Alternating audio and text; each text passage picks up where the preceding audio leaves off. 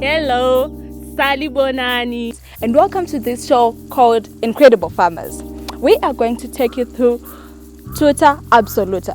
But before that, we are going to take a small detour and talk about greenhouses and why that technology is very good for your pockets. We're talking about cash here, guys.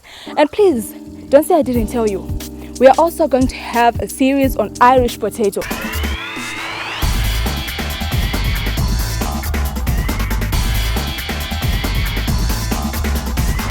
A lot of people think that for you to be successful in agriculture, you need a lot of land. It's not about the land, it's about your production per square meter. The biggest thing in life is control. You want to be able to control the environment in which your crops grow. You want to be able to control the water, the amount of water that you apply to your plants. So a greenhouse is a structure designed to achieve that. So let me give you an example of why control is very important. If it's raining and you've got that greenhouse cover on your crops, you're not going to have rain in your crops. And because of that, your crops can withstand the rainy season, and you'll be able to earn a premium from your crops because all other crops will be affected that are in the open fields. Again, when the weather is adverse in winter and you have got too much frost or too much or a cold spell, your crop will also not be affected because your temperatures in the greenhouse are much warmer. If we talk of watering, you are able to apply the amount of water that you really want at any given time of the crop growth stage. So a greenhouse in itself is a structure made out of wood, metal, or any frame, or even PVC framing. Then it's covered by plastic, a special type of a plastic, which is normally polyethylene plastic, and also glass or fiber. Not every greenhouse is a greenhouse. Some of them are just plastics wrapped around wood. So how do you tell that this is a greenhouse or just a plastic wrapped around wood? Number one, the type of plastic used. Has it got the right thickness? So the thickness is normally measured in microns by a micrometer. Generally, the average of our farmers use a thickness of 200 microns, and that is more or less ideal. The other property that farmers should also look at is the UV stabilization. If you're using plastic which is not UV stabilized, it's going to degenerate within 3 months or less. So you need plastic which is UV stabilized, and it can sustain your crop or your greenhouse for the next 3 years or 4 years. The other property that is more important in your crop production is diffusion. Does your plastic have diffusion properties? What diffusion simply is when your light is coming from the sun and hits the plastic, it is then scattered evenly in the greenhouse so that each leaf receives the same amount of light. If you walk in a greenhouse and you see your shadow, chances are that your plastic does not have diffusion properties. And because of that, the performance of your crops will not match farmers who have diffusion properties. So those are the three most important properties in a plastic. So the other important property is your anti-drip property. When you have mist or fog forming up in your greenhouse, it goes up and lands on your plastic. So the anti-drip plastic does not allow those moisture droplets to amalgamate to become large droplets and fall on your crop, because we don't want droplets falling on your crop, because that then forms it then creates an environment where your fungal diseases are going to develop. So the anti-drip property now does not allow those droplets to form, and then you actually protect your crop from fungal diseases. The other important property is your antivirus property. What simply happens is that your virus transmitting pests have got a certain light spectrum that they can see. So your antivirus plastic allows or blocks the vision of these pests, and then once they can't see, they'll eventually die because they can't feed when they can't see. So those are the most important properties in your plastic. Like I have mentioned, it's difficult to grow tomatoes on the open fields during the rainy season. This is because of difficulties in management of our spraying programs. Also, we'll see rods. I am sure this is due to difficulties in management of fungal infections. So when we have a structure like a greenhouse, we can then monitor the amount of water that is applied to our crop. We can monitor how we spray, because there are no disturbances and our chemicals won't be washed away by the rains.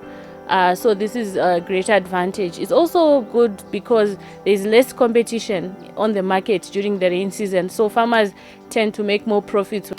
The disadvantage of open field farming during the rainy season, especially on tomatoes, is it's difficult to manage your spraying schedule. When it rains, your chemicals are washed away, and then you can have my tomatoes at water and affect also your yield.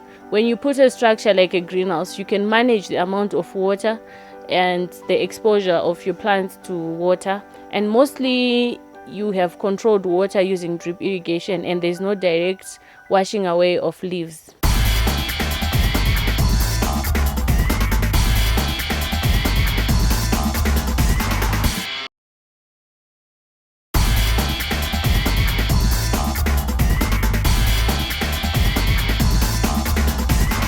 So now I'm going to go through a few basics in greenhouse tomato production, and we're going to start with drip irrigation as the number one.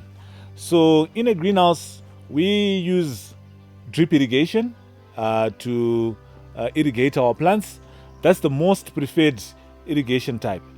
The reason why we love drip irrigation is that it saves on water.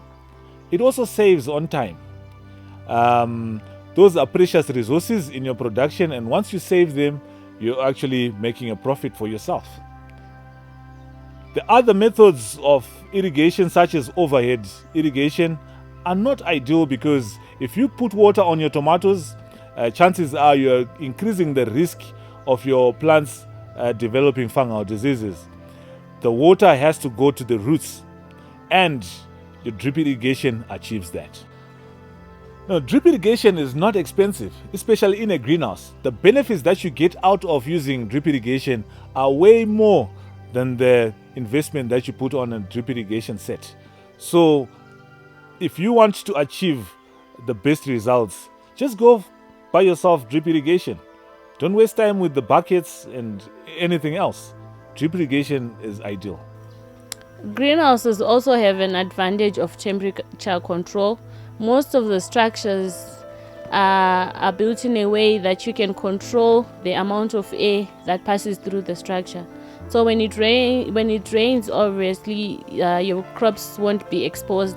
When it's cold, you can close the curtains and create a warm environment, which provides high heat units that are needed for crop growth. So zvinotibatsira kuti tinge tine rubatsiro pa temperature ichawanika nemacrops edu. Unlike on the open field, we are exposed and there's no way we can manipulate the temperature. So just to summarize, you can notice that a good greenhouse plastic has got diffusion properties, it's got anti-drip properties, it has got the right thickness, UV stabilization, and is of good quality. When it comes to greenhouse construction, there are a lot of factors that farmers should consider, from durability and also to how the greenhouse is providing the effects, the greenhouse effects that's popularly known. Is it coming? This is influenced by the type of plastic that you use, the design of the structure. They all have an effect on how effective the structure actually is going to be. We need heat at certain times, and at certain times we need to let out the heat. Do your thorough research. Do not pay money to people that don't know what they are doing. Check their referrals and do background checks.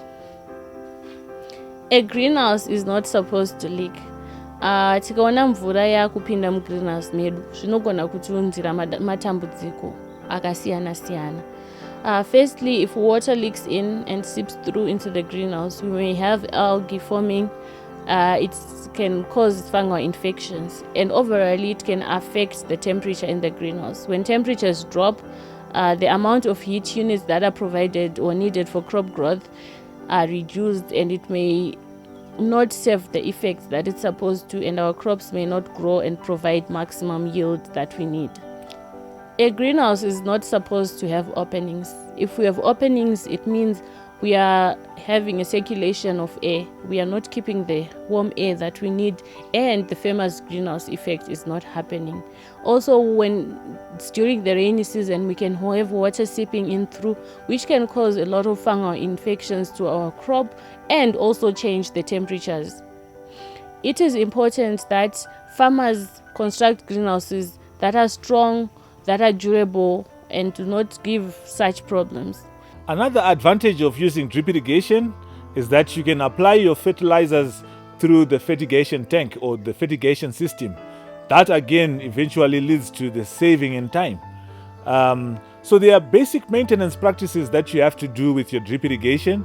Always flush out your water through the end of the drip lines so that you don't block the nozzles.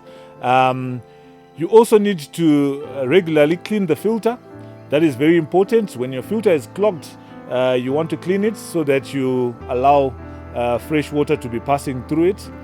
Again, use the right type of drip for the type and quality of your water that you use.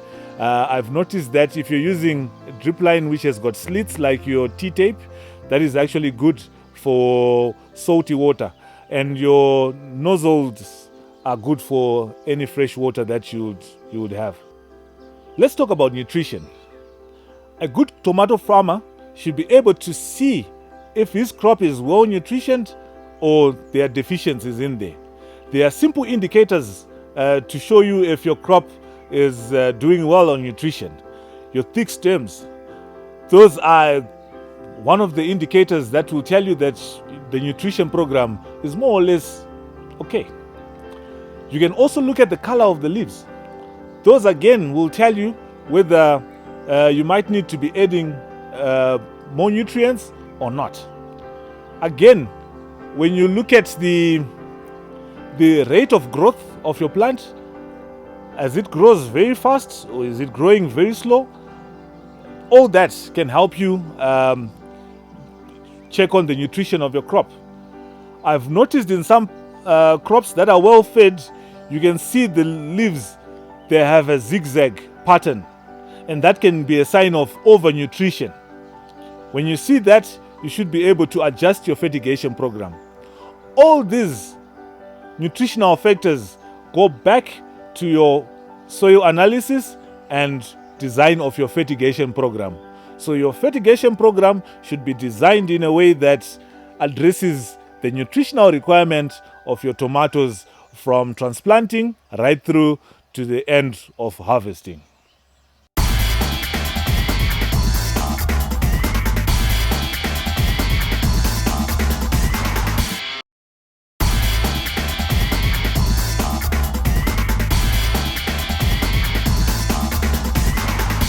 Today we are going to talk about Tuta Absoluta, the common moth that has caused a menace in tomato production in Zimbabwe and neighboring countries. Tuta Absoluta is from the moth family that originated in South America, and it is most devastating at its larval stage, which can lead to 100% losses in tomato farming. Tuta Absoluta got famous in Zimbabwe and most Zimbabwean tomato farmers around 2017, and ever since it has been causing a lot of damage because of its resistance to chemicals and difficult in management. This leaf has become transparent, and a huge portion of it has been affected by Tuta Absoluta larva. This reduces the surface area overall on the crop, as you can see, and lucky enough we've seen a live Tuta Absoluta larva in the leaf. The damage reduces the photosynthetic area and therefore reducing the food production of the crop. Prevention is better than cure. That doesn't apply to COVID only. You need to scout your crop every single day. Scout, scout, and scout every day. Know what is happening in your greenhouse. Know what each plant is going through. If you have any pests, detect them early before they spread. So we need to understand the threshold levels of pests in your greenhouse. Chemicals are expensive. When do you apply them? At what time do you apply them? You need to establish the thresholds of when to apply those chemicals. Again, when you have a disease in your greenhouse, you need to notice it early. How did it develop? Where did it develop? How is it spreading? All those questions should have answers, and you can only get them if you scout. There are 5 ways to identify Tuta Absoluta damage on your crop. Number 1, puncture marks. Puncture marks usually would have healed. This is when the Tuta Absoluta penetrates into your fruit. Secondly, we have exit holes. The second way of identifying Tuta Absoluta is an exit hole. An exit hole is a visible hole on your fruit that shows where the Tuta Absoluta escaped as a moth. A puncture mark is usually small and would have healed. It usually happens when the fruits are still small or during flowering stage. The exit hole is usually huge and the fruit would have grown and there is no healing. Secondary infection may happen. The third identification of Tuta Absoluta is frass.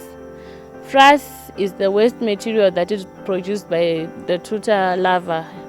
It can be noticed on the transparent spots that are left on the fruit, and if you open that layer, you can see some black spots.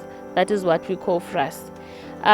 Usually that transparent layer affects photosynthesis as it reduces the chlorophyll in your plant. Frass is the waste material that comes from the Tuta Absoluta larva. When it enters the plant, it starts eating and producing its waste material, depositing it in the leaves. Ndimo munoitirwa blade toilets nemakonye eTuta Absoluta. The fourth effect of Tuta Absoluta is abnormal shape. You will notice that the normal round shape of your tomatoes changes and they may have physiological deformities. This is an effect if Tuta Absoluta enters during flowering stage and the overall development of your fruit is affected. The market generally appreciates a round tomato. You will notice kuti munhu kana akasvika pamusika anosarudza hipi yemadomasi anenge akanaka. NeTuta Absoluta, we may fail to achieve our normal round shape. You will see a lot of deformities. If Tuta larva enters during fruiting stage, you will have tomatoes that have physiological deformities and may not be appreciated by the market, therefore reducing the overall value of your produce. The fifth effect of Tuta Absoluta is secondary rot infections. Kana patongo rineronda nunzi dzinomhara. Once you have holes from Tuta, you find that you have fungal infections and many other diseases affecting your fruits. So it is important that farmers safeguard their crops against Tuta Absoluta to avoid other secondary infections from visiting your vulnerable crops. Zvino varimi vakawanda vanobva vabvunza kuti zvamataura zvetuta kudai tinoicontrola sei? There are several ways of controlling Tuta Absoluta. These include chemicals, cultural and biological methods. Patinoti cultural methods, tikutaura about hygiene yemumunda. After pruning our leaves, we need to take away all the excess material and burn it. We need to sanitize our equipment, including our hose, our pruning material, and keep our fields clean. When we talk about biological control of Tuta Absoluta, tinotaura nyaya yematraps nemapheromones adai kutekeshera panyaya tomato farming. When we use pheromone traps, this is when we use synthetically produced smell or munuwi wema insects to try and capture them. We will have a sticky trap and we have the pheromone or the scent put on the sticky trap. All the Tuta Absoluta moths will come flying to the scent and they'll get trapped there. Chemical control. Unfortunately, we don't have a specific chemical for controlling of Tuta. However, on the market, there are various chemicals that can be used in combination to try and manage the infestation of Tuta Absoluta. Hatikwanise kupedza tuta muminda medu, asi tine nzira dzatinogona kuirwisa kuti tiwanewo gohwo riri nani. Several chemical combinations have been introduced over the years. My biggest tip to farmers is to try to use chemicals from different groups that have different mode of action. Kana iri chemical yedu inouraya zvipuka zvedu necontact, totsvaga iyoyo. Totsvagawo inouraya through swallowing. Totsvagawo iri magroup akasiyana siyana. Varimisi vanogona kutibatsirawo kutipawo advice pamishonga iyi. The several chemicals that have been popular over the years include belt, ampligo, catap, chlorpyrifos. We have emamectin benzoate based chemicals. We can also use lufenuron. Tuta Absoluta affects leaves. Leaves are the most important part of our crop because ndiyo kitchen yema crops edu, ndimo munobikwa chikafu. Saka kana mashizha affectwa netuta, it overall then limits our surface area for photosynthesis, which means our crop is not producing enough food to sustain it. We can also have 100% loss of foliage through Tuta Absoluta, kutoti munda wese unotooma zvekuti ukatungidza nemechisa unogona kubaka. So in those ways of controlling, we have seen that if farmers prune leaves that are affected and focus on the new growth, on spraying on the new growth, it can therefore reduce the effectiveness of Tuta. Tuta multiplies so much in a short space of time. So if we remove some of the leaves where the eggs are laid, we can therefore reduce the populations. The effect of Tuta Absoluta on the leaves overall decreases your yield because there is not much food produced for sustenance of the crop. Prevention is better than cure when it comes to Tuta Absoluta.